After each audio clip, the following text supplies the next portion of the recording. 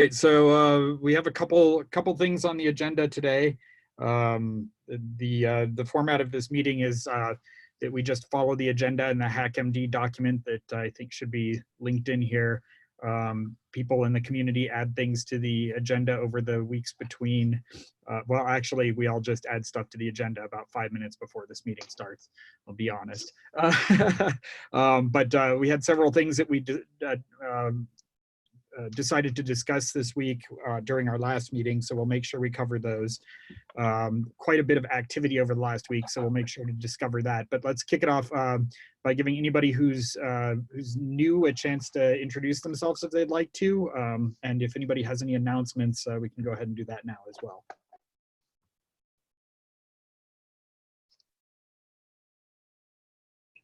Hi everyone, not new, but coming back for a long time. Nice to see you all again. And yeah, I won't be speaking too much because I'm taking the train right now. But looking forward to what you have been doing lately. And just in announcements, I just wrote it over Twitter, but I just did some kind of small introduction to CNAB and the Docker app, and next week it will be Porter to a group of developers for the Mesh3 IO project. That's it. And I will have some demos also down the road again. But yeah, happy to be back. Excellent. Anybody else with an introduction or an announcement they'd like to make?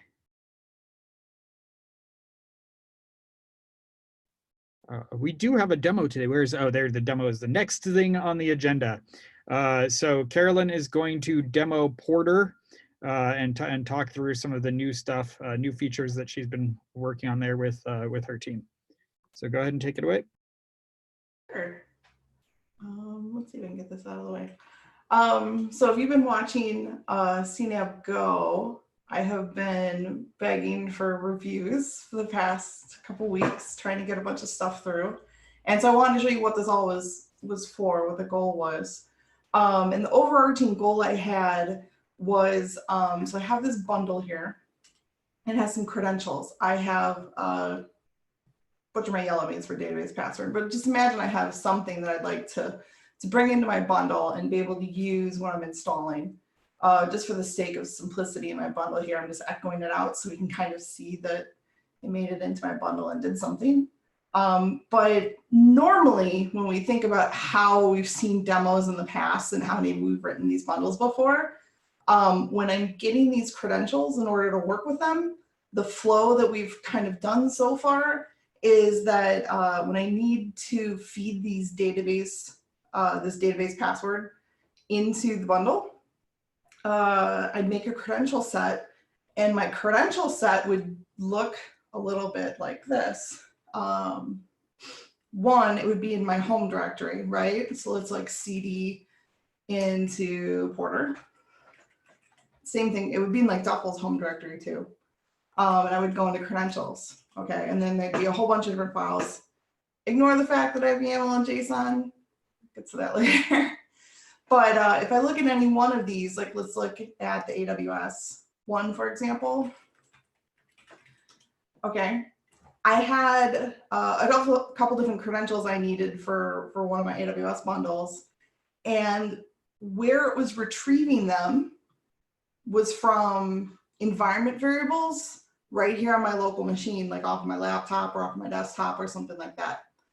And so what that meant was that every single time I needed to run a bundle, depending on how complicated it was, there was this process for the person running it of identifying what the credentials were, which, you know, if you use something like Porter Explain, at least it told you what you all needed and you didn't need to crack open the file and kind of figure it all out. But you'd have to then go through and go, okay, I need all of these. I need to figure out where they are because they're probably not on my machine, and then go copy them from where they really live, which is probably something like a key value store or some type of secret store, or hopefully someplace a little more secure than sitting in plain text on my computer. And then I bring them into plain text on my computer, unfortunately, and I kind of leave them around. I run the bundle, and then hopefully I clean it up when I'm done so that I don't just have what most likely are sensitive credentials that are tied to my identity, just kind of sitting around on my computer all the time. This was the problem that I wanted to solve, was right here. So what I want to be able to do instead is when I run a bundle, I want to be able to basically say, go to where these credentials live and talk to the credential store, where it could be Key Vault, it could be something that's it's probably living in some managed service, and get the database password for me. So I'd like to show you a bundle that works where everything about the bundle looks the same, but it's not grabbing the database password off of my local machine anymore. Let's clear this up. So I'd like to go to, okay, so I have this is my little demo here. And what I'd like to be able to do is generate some credentials for my bundle. We're looking at my bundle here. So I'm gonna do porter credentials, generate. And it's gonna look kind of the same. Like it has some of these here, specific value, secret, whatever. And I'd like to pick secret this time.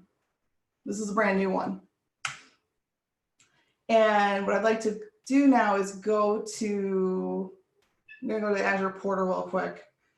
And what I have here is Azure Key Vault.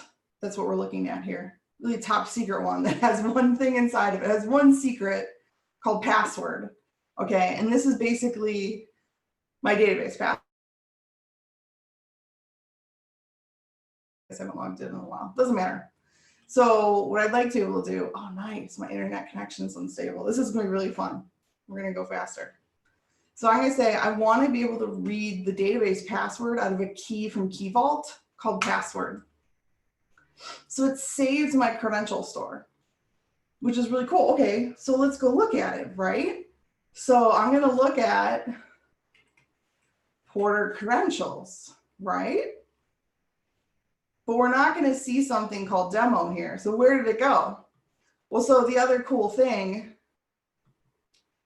that happened here, let's re-sign in. Come on, Azure, don't kick me out in the middle of my demo. You're making me look bad. So the other thing about this is that I'm not only able to access secrets that are online, I'm also able to store my claims and credentials inside of a cloud too. So my credentials for my plugin demo actually went up here in the cloud too. And if I looked at like edit, this looks terribly, terribly familiar. But instead of the source being an environment variable or something like that, and these were the PRs that you saw go through, it's a secret. All right, so that was all boring, right? Because all you just saw was like a bunch of files and its contents. So let's actually install this. So just, credentials list real quick. We actually do see plugins demo. It is reading it from there. So let's do a porter install. And let's give it plugins demo, if I could type, for my credentials. And it wasn't a terribly exciting bundle because I didn't want to try to do anything too exciting, but it is trying to print out my database password. It gets started out because Porter just does that. It doesn't actually want you to leak credentials, but it did work successfully. So then let's do one more thing. Let's list this out, list out all the different bundles I've installed. 19 seconds ago here, I installed demo 2. And let's go back here to my blob storage. And let's look at my claims. Come on, Azure. Okay, we'll see demo 2 is here as well. So a lot fewer things are tied to what's in my home directory. We're getting a lot closer to having basically nothing in my home directory. So what's left in my home directory? So if I cd into Porter here, there's a little bit of old cruft. The thing that matters is config.toml. And essentially what's here is it's configuring plugins. And these are, if you're familiar with HashiCorp's Go plugins, it uses it for all of its providers. I'm able to basically set up when I want to access general storage. I can just basically say, like, for demo, purposes here, I want to be able to use the Azure Blob Storage plugin. And this is where you get the connection string to connect to Blob Storage. And then for my secrets, I want to get them again out of something called demo because I'm really creative. And it's going to get it out of Azure Key Vault, and the vault's name is Porter. And this lets me kind of separate, you know, maybe my secrets are coming out of something different than where Blob Storage is. So that's it. The idea then is, as a team, we could collaborate on managing our bundles so that on day one, I could install a bundle and do something with it and manage it and have important secrets like the database password and everything live in a central place. And the claims and the credential sets necessary to work with that bundle live in a central place. And then 3 days later, when we need to update MySQL or whatever it is, something happens, you know, Butcher could step in and he could update it. And all he needs again is this config file, or config file that looks similar to this. And there isn't really any handoff on like, wait, let me give you the claim. It's already there. It's in this like central place. And so I think it adds a little bit more reality to be able to use bundles for someone beyond just kind of Porter or just any of the CNAB tools as a cool proof of concept, to moving into a little bit closer to reality, I think, of using any one of the CNAB tools built on CNAB Go. So that's what I want to show y'all.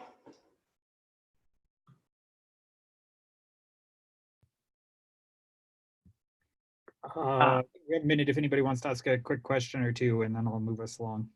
I had a question in chat, which is, could you talk about how difficult it would be for someone completely new to Porter to add a plugin support for storage and secrets? Yeah, sure.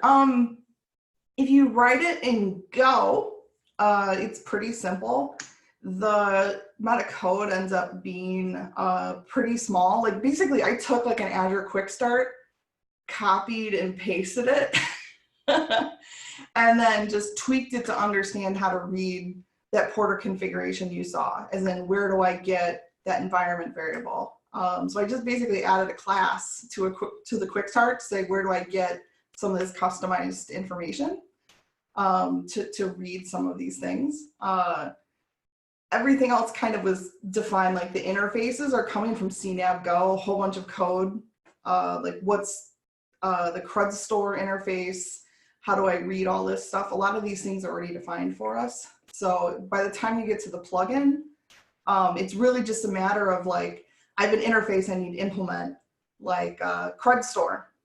How do I read and write out of Blob Store or MongoDB or things like that? If you look at the implementations inside of CNAB Go for file store or Mongo, that's basically what the plugin looks like, and you just need to implement it against whatever cool cloud service you're trying to make a plugin for.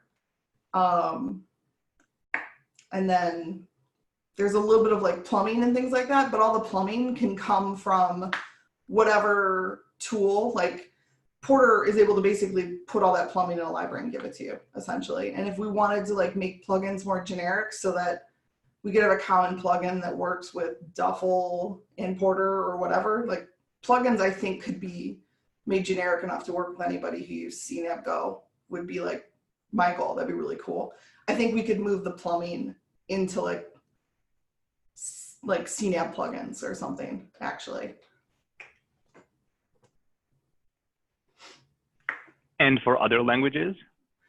For other languages, you would need to implement RPC. It's not gRPC, it's just RPC.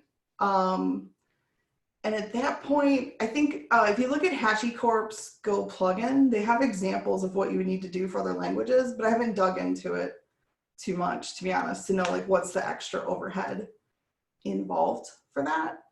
Basically, you just need to make a binary, an executable, and listen and respond and implement an RPC interface. So if your programming language has, you know, libraries to help with that, I imagine it'd be pretty easy, actually. It'd be pretty similar to what you need to do with Go.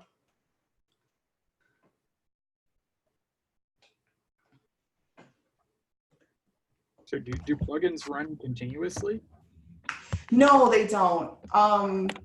So that was some of the stuff I added to CNAB Go, was the ability to say before list or before read, or a lot of like those CRUD operations, I added connect and close.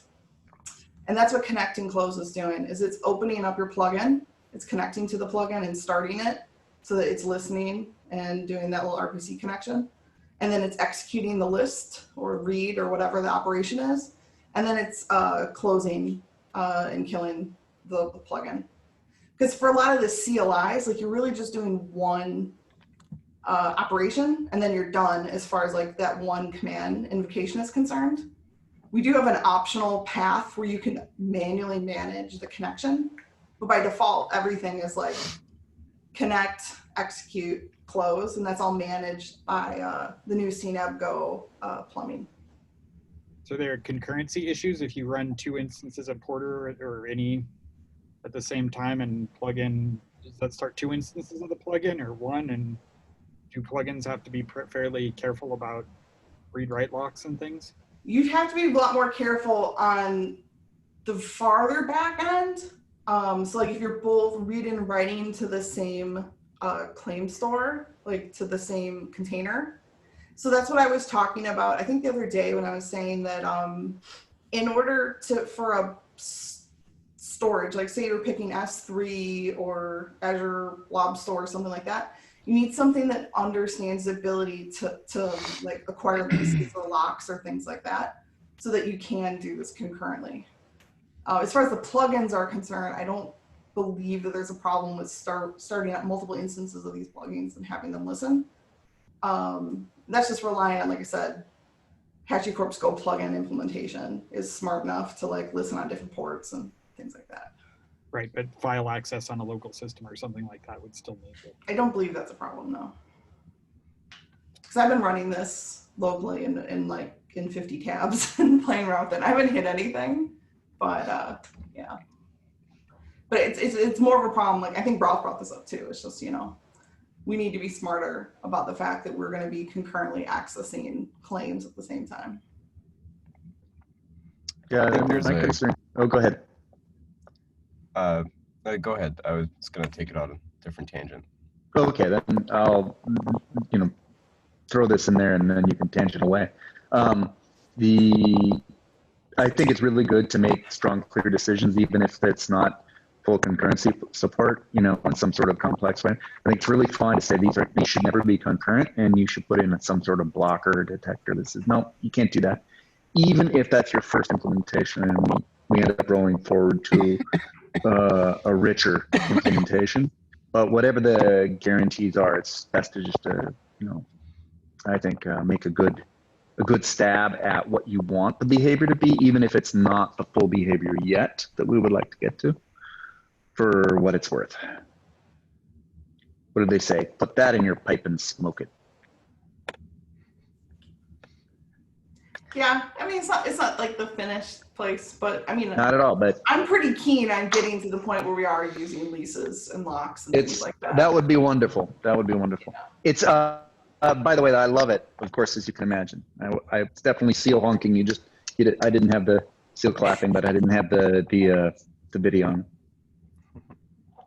Cool. Yeah, this is awesome. I just wanted to add that I think there's probably maybe an opportunity to add a secret provider or credential provider and parameter provider interface to CNAB Go, and then that could kind of be used by plugins or different runtimes to go and fetch credentials or parameters from various stores, or like interactively from the CLI, you could implement the same interface. Yeah. I'm sorry. I was just agreeing, like the next step was being able to use this exact secrets so we can actually pop in parameters too. Because, I cheated and I put database password in the credential, but I know, like Butcher said, like that's really a parameter. So, yeah. But I still want it to come out of a secret. I don't know, maybe we could talk after this about like the parameter provider to understand if we would need more or if that would be sufficient, if it could come out of secrets. Yeah, well, the storage layer would be up to the implementation, right? Go ahead. Sorry, I was just thinking that like the storage layer is separate from the interface. So like we might have, since parameters may, I don't know, I guess they can end up being, do credentials have definitions, JSON schema definitions as well? So we have credential sets, which say where you can find it. And that was that YAML I was pulling up before. Right. And so previously it was hard coded and it said like, you will find it in an environment variable or a file path or a hard coded value or from a command invocation. And one of the PRs I submitted was to make it more generic and use a strategy, which kind of was the plan all along. I think it was just, that was like the first pass. So I took the second pass, which was really make it a strategy. And so now you can say more generically, like I'm going to find it from, and you can fill it in, it's user configurable. So I put in secret, but you could have put in anything about where you're going to find that credential from. Gotcha. We don't really have that for parameters, I don't think. I was just thinking we might need a separate interface for parameters because they may be a little bit more flexible. So like you would need more information to power a rich CLI experience for like gathering inputs and stuff, and doing validation on that. Yeah. That's an interesting, we should probably pick that conversation up, see if we can come up with a user story out of what we, out of our experiences to see whether that really is a problem or whether we're looking for a problem there. It's an interesting idea, like how flexible the parameter and, usage might be along the lines of what you're saying, Jacob. I don't think we are looking for a problem. I think that we solve this in Porter, and if you're solving this as well internally at Datadog too, like if we'd like to put this into a common provider interface inside of CNAB, like I think it makes sense. Yeah. Yeah, that does make sense. We are fetching secrets or credentials right now from vaults, and parameters are stored by an API backend. So I already have an interface that we could probably just put into DDGo if and see if it needs any modification for other use cases too. But it's already pretty generic. Yeah, I'd love to see it, and we can. I haven't written the interface yet for getting secrets into parameters for Porter, but that's going to happen very soon. So I'd love to see what you've got. Crib off of it. Sure. Yeah, the storage layer can be whatever for each of them. Yeah. It's just the interface that might need to be different. Yeah. Jacob, you at some point mentioned us adding providers into CNAB Go that would retrieve credentials and claims and stuff like that. Was that right, first of all? Yes. And yeah, that would also be an interface. And which ones would you see us adding directly into CNAB Go, and which ones would we just tell people to build plugins for? What have you thought about that in any way? I haven't, so that's why I'm asking you. I think it makes sense to have interfaces for getting credentials, parameters, dealing with claims, possibly for executing, like there are some problems with the driver interface right now where like if you wanted to actually connect two drivers and have like a proxy driver basically that may have different backends, the driver interface isn't, I'm not sure what the right word is, but there is a word for it. You have to reconstruct a claim from the operation object manually, which is a little bit weird and perhaps hard to do correctly. So that's one area where we might need to refactor a little bit too.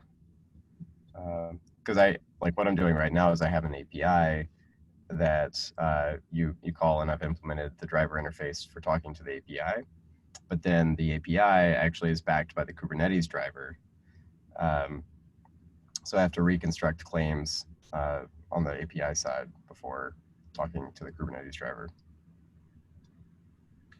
which is possible to do from the operation object, but like I said, it's not ideal. All right, we need to move along on the agenda, but if that is something we can add and discuss formally next time if y'all want to. I'm gonna pass, so we got a bundle of registry and security updates. I think Sylvain's probably the one who ought to introduce this next thing about moving CNAB to OCI into the CNAB organization. You wanna take that away or you want Radu to do it?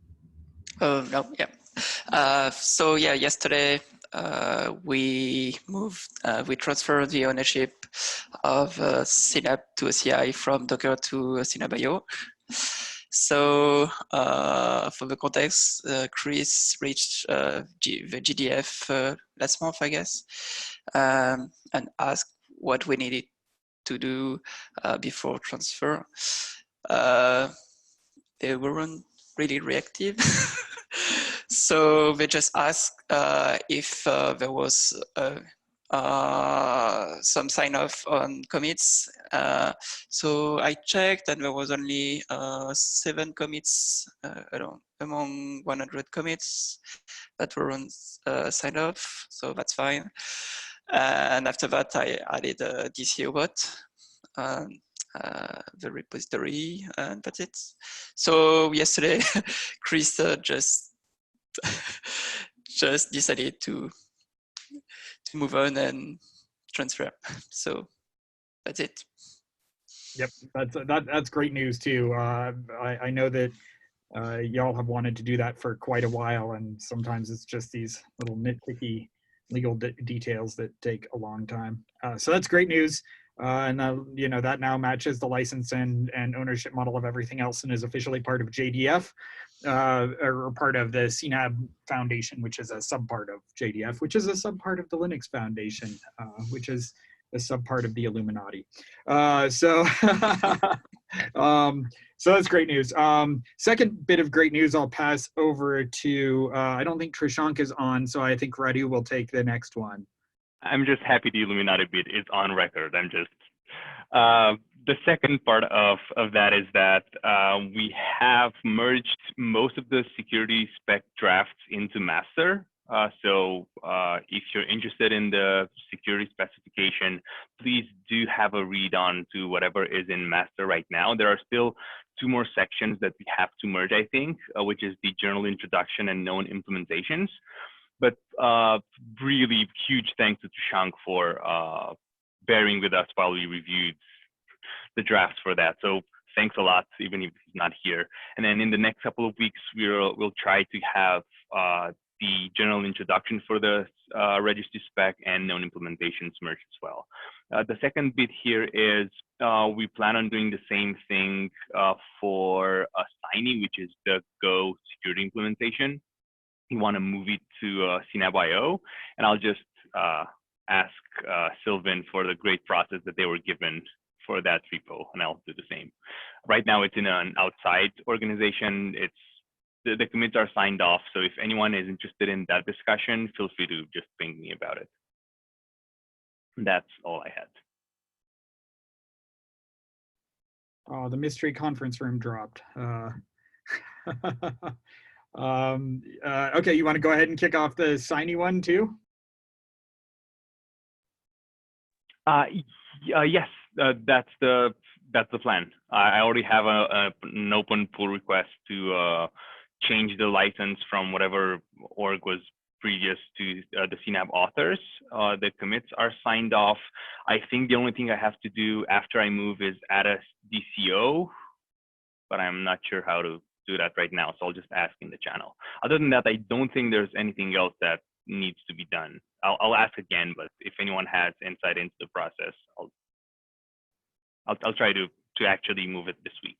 I think officially we need Chris Krohn and I to both okay it, and I've already okayed it, so I think you just need Chris Krohn to. Ralph is signing something. He says yes. Yeah, okay. So you can probably, he's in the CNAB Slack, so I think you can ask him directly if he has any objections. That's at least the process we went through with the OCI, CNAB to OCI stuff. And I forgot about that the last time we talked about it. I'm gonna skip over issue 319 and come back to that in a second and jump to the last one. So last time we met, we talked about attempting to vote on the CNAB Core 1.0.1 specification today. However, there's one issue that has gotten some discussion but hasn't been resolved yet. And that issue is number 316, which basically points out that there's some ambiguity in the spec that can lead to contrary, though not totally contradictory, guidance on how to do things. So I think if nobody objects, the preference that Chris and I have is to address that issue before going on to 1.0.1. If you object, let us know either now or in the Slack channel, but otherwise we'll just hold off on voting until, I suppose that'd be the next time if we can get a PR open to address that. Matt, can you hear me? Yep. Okay. The headphones died, so I'm better off now. Is that the PR from a gentleman named Mark about the ambiguity in the specifications? No, those are two different issues. Okay, that's all I wanted to know, whether that was it. Go ahead. This is a second. There is no PR on this one yet. Okay. There's just someone raised an issue. Corey Snyder raised an issue that there's a sentence in the specification that is as to the encoding of environment variables. And we realized that that just needs a clarification. The current direction is to just completely remove any statement about what the format of an environment variable needs to be, because it's actually OS specific and not really necessary to address in the specification. So so Chris is the last one who weighed in on that. I'll probably go open a PR to clarify that. Okay, so now we can go back to the second to last agenda item, which will now be the last agenda item. An issue was opened on issue number 319. I'll drop the links in the notes there. Just requesting that we get all of our documents back into shape. Over time, they've drifted a little bit. Looks like there are three parts to the request. One is that a document be generated that kind of explains how things are laid out or explain in more detail. The second part is to kind of bring everything back into conformance with that. And the third part is to standardize the way we represent versions on things. And I don't necessarily have a problem with them. The spec 100 level stuff should be seen as the definitive way to do it. And the rest should be brought into alignment with that, but we can carry on the discussion of that here or in the issue queue. So I'll go ahead and leave it open in case anybody wants to talk about it. I can provide some background context as well. That you should imagine that though Mark opened the issue with quite a bit of suggestions there, Mark is somebody who reached out to me. He's operating on behalf of a very large corporation and wants to be able to hand off the specifications so that the corporation can read it and sort of have confidence at first blush that everything is actually lined up, that they know what they're reading the right way. So it's really for people who are going to be reading through the spec to understand it, to make sure that they have confidence that what they're reading is the thing that is being referred to somewhere else. And that is it. So it's not something that they expect to be closed tomorrow or anything like that. Just they're looking forward to just having it rolled forward to a little bit more clarity on that, despite the lengthy suggestion list on that. And a procedural reminder, changing even formatting in the specification has to be covered according to the official voting guidelines. So if you go and PR something in the 100 section, be aware that it will take a while and people will have to decide whether your changes constitute errata or whether they constitute substantive changes. So it's probably best to decide on things before jumping in and doing PRs on the 100. The 300 level spec does look like it's a little out of conformance with the others. partly because of the long process we had there, and it is still marked draft, so that one should be fairly easy to bring into conformance. And also putting together a high-level doc saying this is how it should be read. It should be fine as well, as long as we don't try and wedge that into the 100 section. Anything else on that one? All right, we have just a few minutes left. Any other items that, that people would like to discuss, or any other PRs or issues that warrant some discussion here?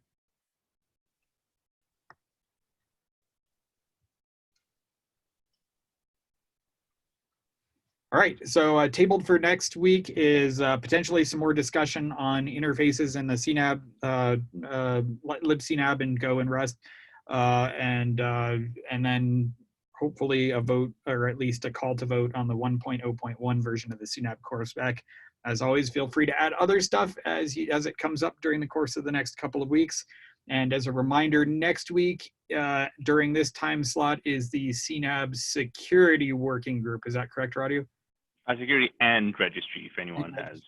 And I assume that'll largely focus on ironing out details on the 300 level, the 300 spec? Yep. Okay. Any last thoughts? All right, look forward to seeing you all again in a couple of weeks. Thanks a lot. Bye.